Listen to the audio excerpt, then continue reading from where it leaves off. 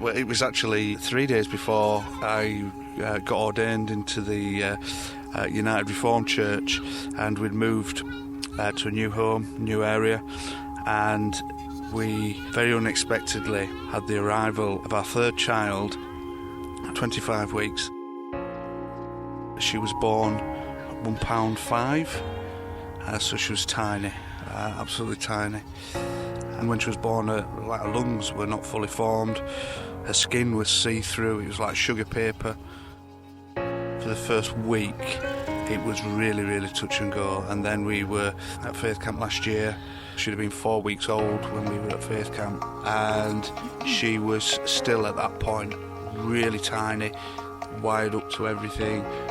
It was a really, really difficult time at camp. No one thinks at 25 weeks that they're going to have a baby, and when I arrived at the delivery suite, I thought it wasn't going to be good news. Having had a stillborn baby that was our number one baby, remember praying to God and saying, "Oh, not again," and God actually said to me, "It's not going to be the same." All the staff at the hospital were fantastic, but there was a real air of, don't look ahead, just live for the moment, because Sophie could go at any time. We were in a situation where we had no choice but to put our trust in Jesus. We had to either give up or trust in Jesus.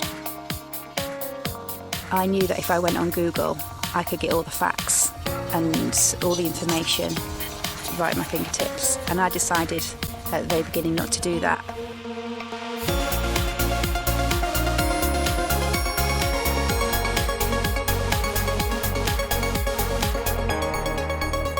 I had to keep my focus on Jesus and my trust in him.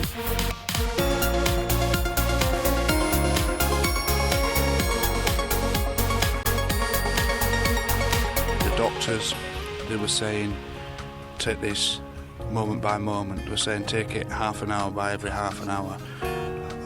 She's really fighting for her life, and there was a real expectancy for things not to work out how we wanted. I put on worship, and I remember crying to some of the songs that was on, and just through the tears, just praising God and just holding on to the worship and the words that were sung.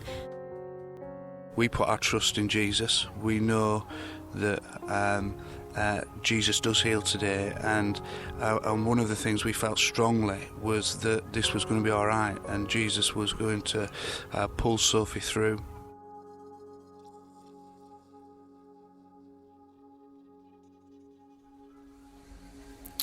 That was last year. Well, I'm delighted to say that this is this year, and we have the whole family and little baby Sophie with us in the studio. Chris and Lucy and Sophie, welcome. Thank you. Chris, Good morning. how does it feel listening back to the beginning of the story that we told last year? And how does that feel now, knowing that God did the miracle? Yeah, it's very emotional. I think both of us just started to cry there, listening to the testimony. And the way you put that together, it's very good, thank you. It was a real battle last year, and it has been for the last 12 months. And just seeing Sophie now, and she's by the end of this month she's going to be walking, or by the end of August. It's such an amazing turnaround, and God has been so faithful, and we're so thankful. But listening back, it's incredible, because it was a really difficult place. Lucy, I know you were holding back the tears then, but are you able to tell us how your year has been? Because of course, Sophie is she's chewing away on something right now, and doing very well by the looks of it. Yeah, she's absolutely perfect. There is no sign at all that she was a very premature baby. Since Faith Camp last year, she was in hospital till the October when she was due to be born, and she had a few ups and downs. The staff were brilliant, and God's hand was all over her for every minute detail, picking up infections very early and having the right staff on at the right time. And then she came home in October with feeding tube, but that came out within a couple of weeks, and she's gone on from strength to strength, and she's an absolute delight. She is a beam of sunshine, to be honest. And it sounds a bit corny, but she is, and we just give God all the glory. It's amazing to look back, really. Quite emotional. But yeah, I mean, we heard last night from Andy Elms about testimony and the stories that you have as a Christian, and how to speak out and share your story. And we just believe that God's hand was all over this, and that for whatever reason God's going to use Sophie and this little chapter of her life in a powerful way. And it's amazing. I think the thing that was quite key in the early stages is, when Jesus was feeding, when he fed the 5,000, before he that miracle took place, he gave thanks, and in other some people interpret that to be he said grace, give thanks, and in other passages like the Last Supper, it talks about Jesus blessed the food, and I think there's something in he gave thanks. He knew what was going to happen. He knew what was coming, and so he gave thanks for the miracle. And what we did with Sophie, every time we went in, put his hands into the incubator, and we just thanked God every day, continuously, for a strong, healthy little girl, and that's what we've got.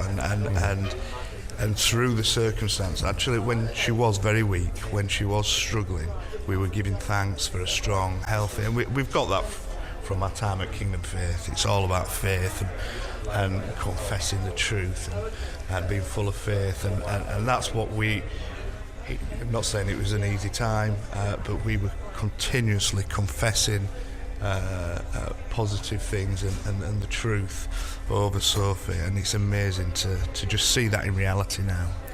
In the little recorded piece we just did, you talked, Lucy, about going on Google, and how you had to resist doing that, because of course, she told me the other day, you can go on Google and type in, I've got a snivelly nose, and it'll say you've got cancer.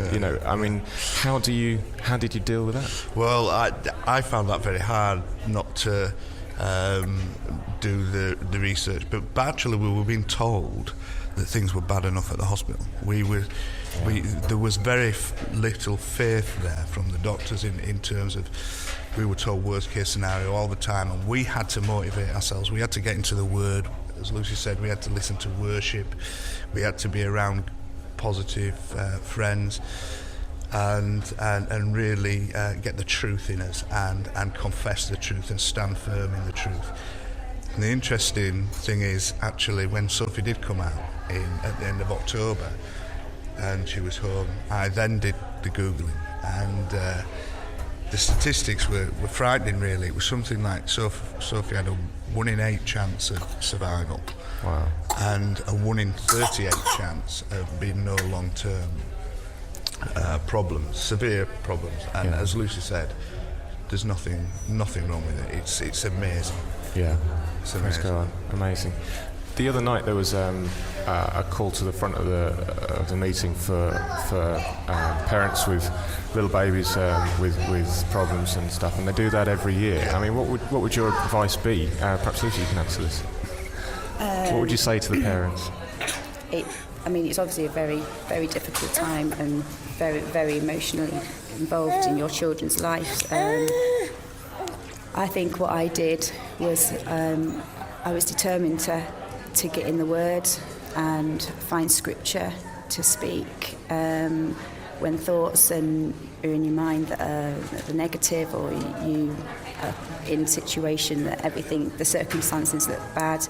You've got that scripture at your fingertips, and it's not easy to start saying the scriptures, but I think sometimes that's the only way you can get through.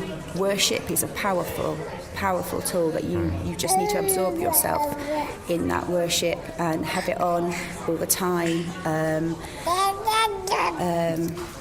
try and get your focus fixed on Jesus. And it all sounds very spiritual, but actually when you're faced with the reality of things, for me, I had no choice but to do those things.